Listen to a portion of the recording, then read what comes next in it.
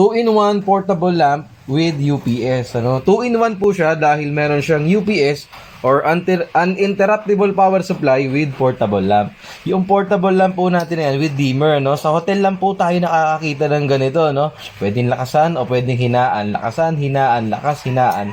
Yung ilaw, nang hindi naaapektuhan yung kuryente dito sa router. Hindi po siya nag-flicker, para saan naman po yung uninterruptible power supply. Ito po yung kapag nag-brown out, ito po papakita ko sa inyo.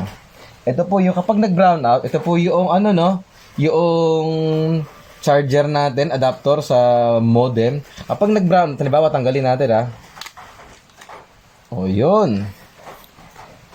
Hindi pa rin namamatay. Hindi nga man lang nag-flicker, Kasi dapat ito lang matitirang power. Hindi nag-flicker yung ating wifi, Kaya po mas maganda siya kasi meron kasi nagsabi sa akin na pwede naman daw power bank. Pwede po yun. Kaso nga lang, intended po ito sa pagiging uninterruptible o walang tigil, Kumbaga, walang delay, mga ganon, Tapos, uma-under siya ng 6 to 8 hours, Sa bibili ka ng portable na power bank, kapag alam ko kasi ang portable na power bank medyo mahal yung true rated, kasi kadalasan kahit yung mumurahin po, kahit i-check niyo yan, binuksan niyo yung power bank, dami yung mga baterya, ibig sabihin walang karga.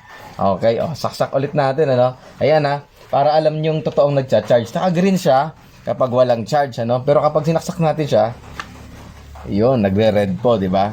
Okay, tanggalin ulit natin. Green. Nag-flicker po ba? Hindi, Ito po ang tinatawag kong 2-in-1 uninterruptible power supply. Okay, pwedeng lakasan, hinaan, lakasan, hinaan.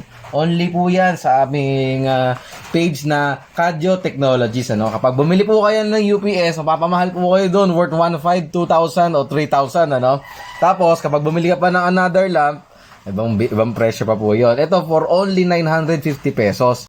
Iiwan po namin yung Shopee link dito sa description sa baba po para kung paano mag-avail at paano umorder.